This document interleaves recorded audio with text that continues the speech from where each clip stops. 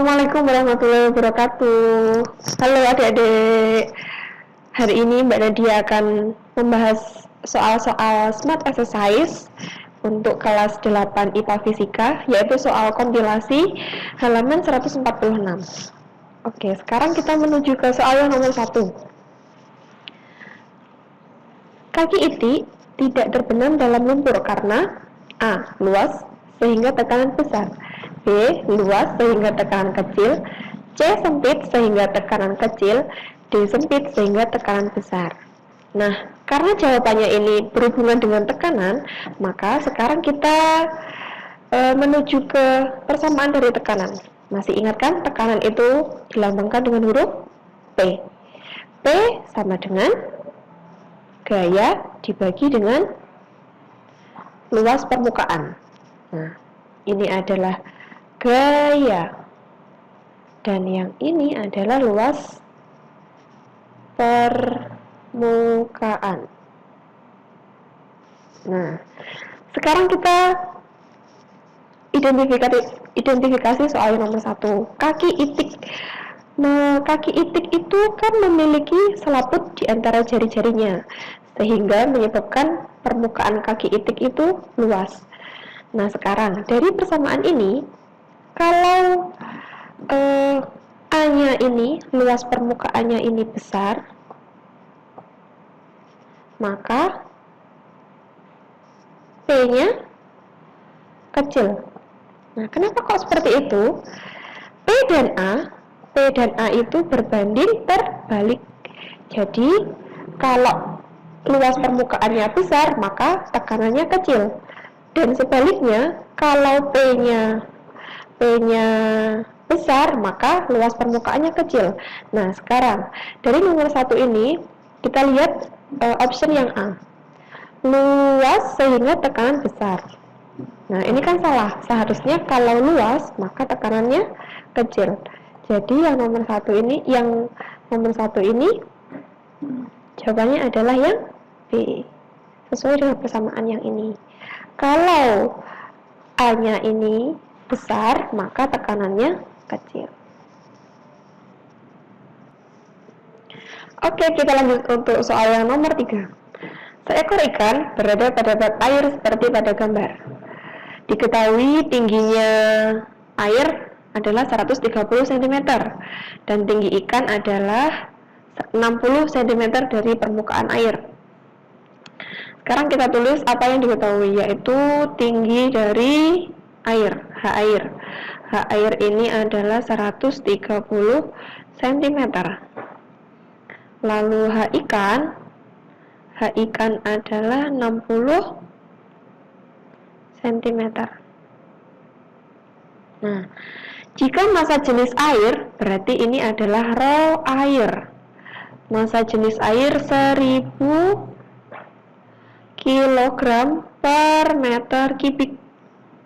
Dan percepatan gravitasi, G-nya itu sama dengan 10 Newton per kilogram. Berapa tekanan hidrostatis yang diterima ikan? Nah, sekarang kita masuk ke persamaan dari tekanan hidrostatis. Tekanan, berarti tetap P. Tekanan hidrostatis pH itu sama dengan rho dikalikan dengan G dikalikan dengan H. Nah, H yang di sini ini adalah H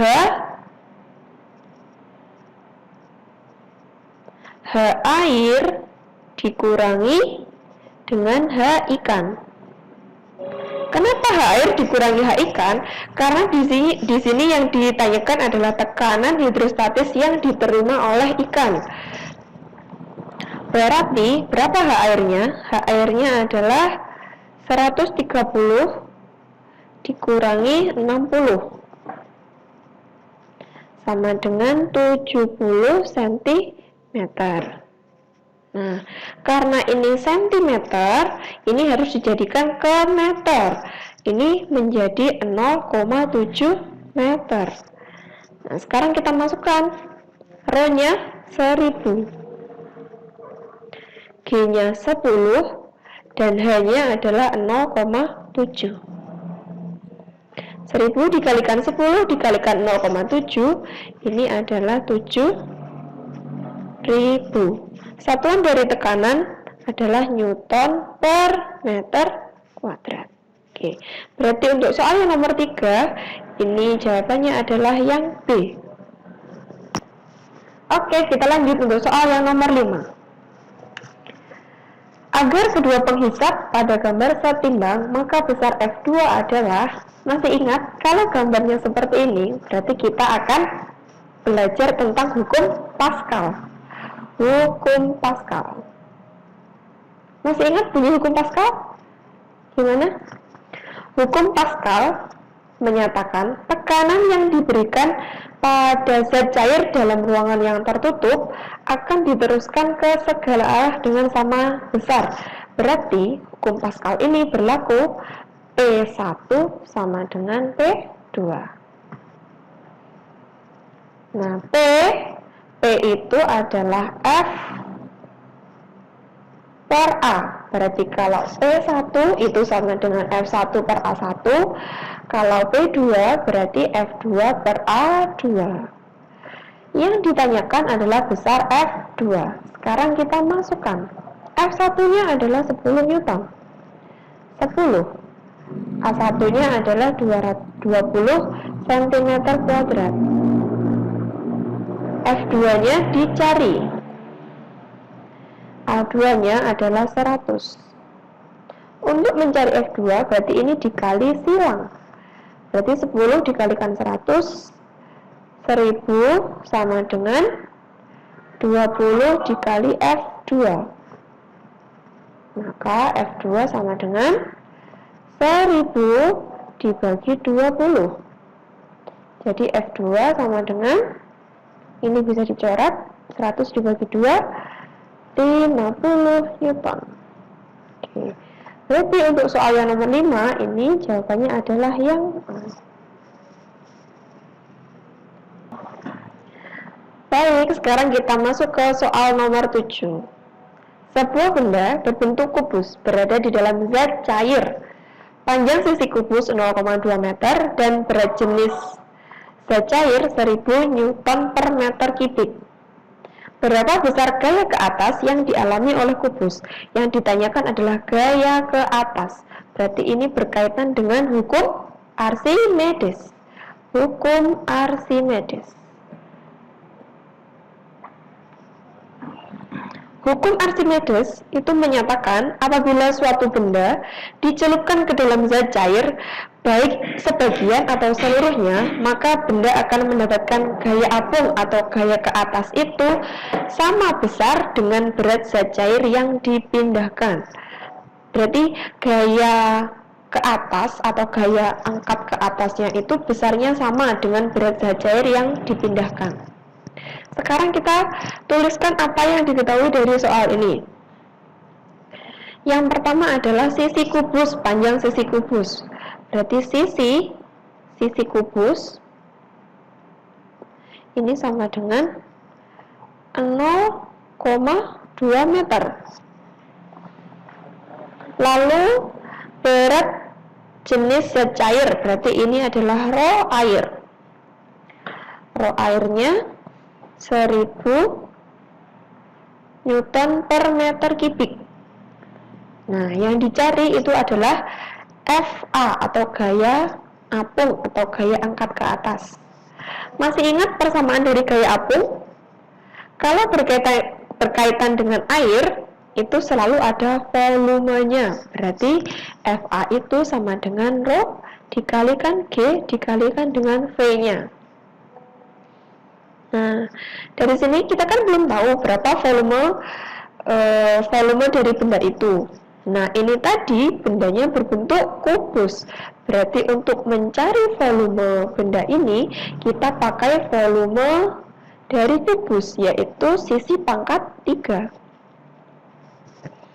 Rho-nya berapa? Rho-nya 1000 dikalikan G-nya 10 dikalikan 0,2 pangkat 3.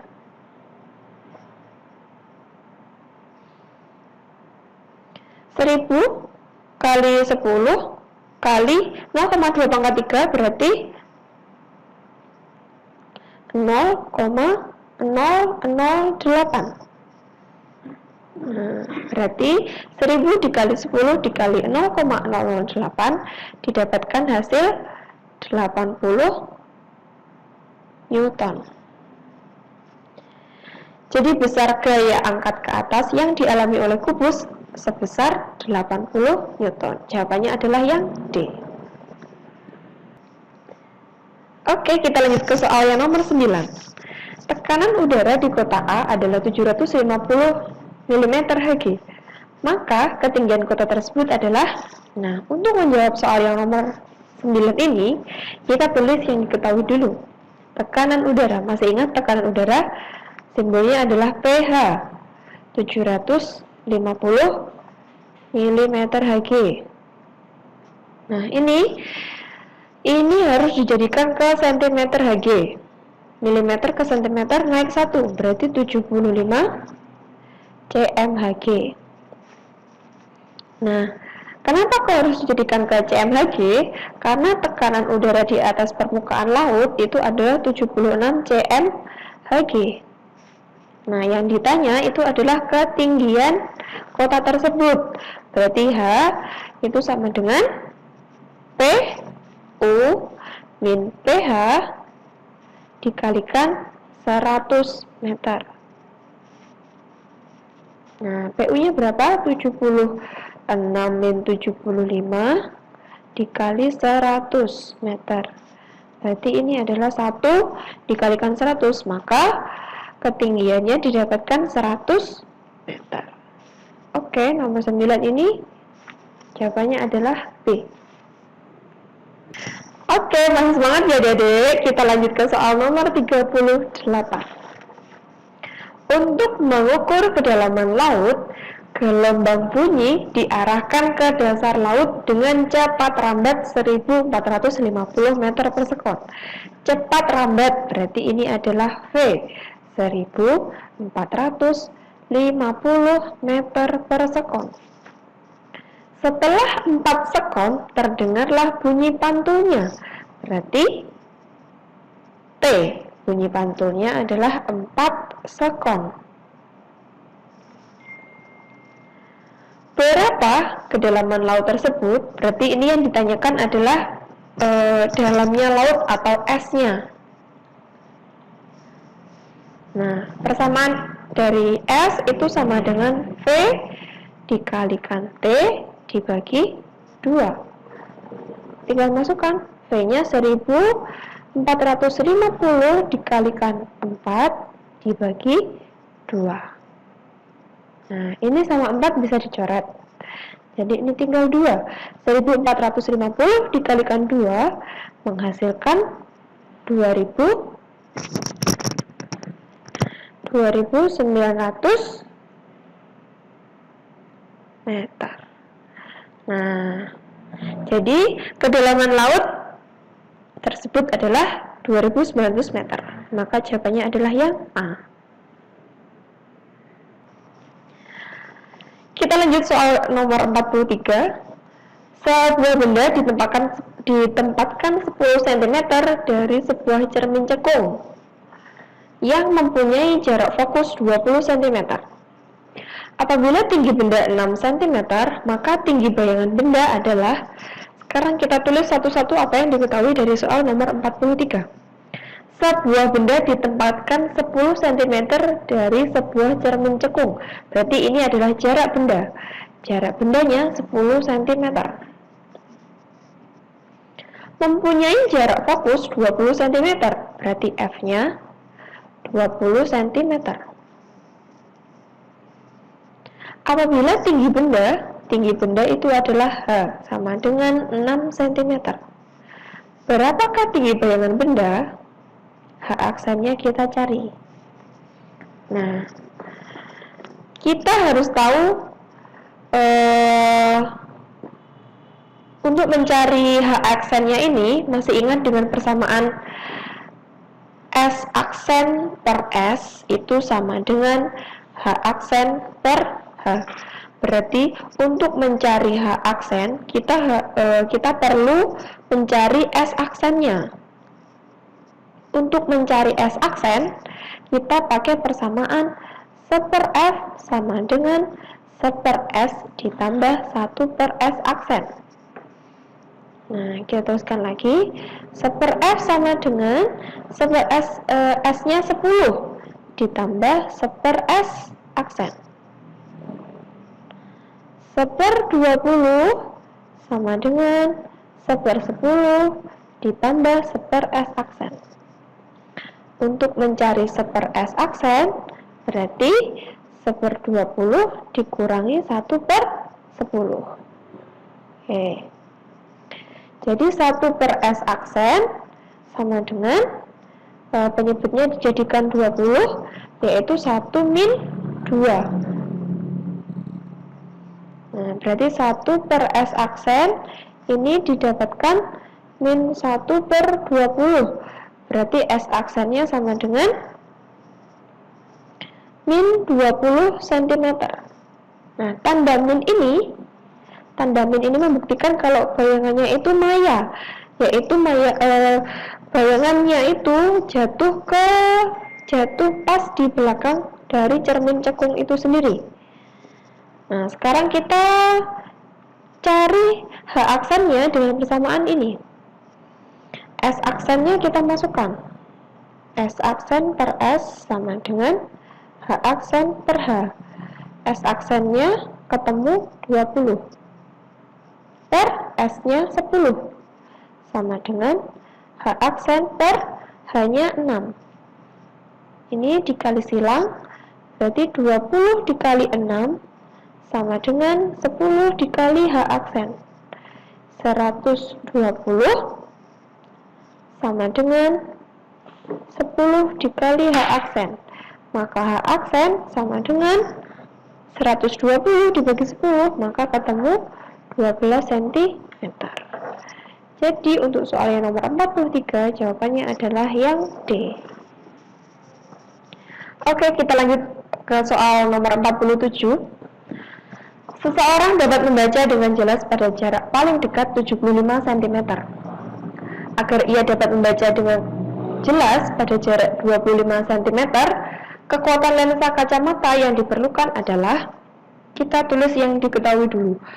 Yang pertama, jarak paling dekat, berarti ini adalah PP-nya. PP 75 cm atau titik dekatnya. Berarti kalau dia hanya bisa membaca dengan jelas pada jarak paling dekat 75 cm, maka orang ini menderita hipermetropi atau rabun dekat. Nah, titik dekatnya 75 cm. Dan jarak normalnya SN-nya ini 25 cm. Maka kekuatan lensa kacamata yang diperlukan adalah kita cari P-nya. P itu sama dengan 100 per SN dikurangi 100 per PP. Nah, berarti 100 per 25 dikurangi 100 per 75. 100 dibagi 25 itu adalah 4. Dikurangi 100 per 75 ini disederhanakan menjadi 4 per 3. Nah, 4 dikurangi 4 per 3. Berarti kita samakan penyebutnya aja, yaitu 12 min 4. Sama dengan 8 per 3 dioptri. Jadi kekuatan lensa kacamata yang diperlukan agar ia dapat membaca dengan jelas pada jarak 25 cm itu adalah 8 per 3 dioptri. Maka jawabannya ini adalah yang D.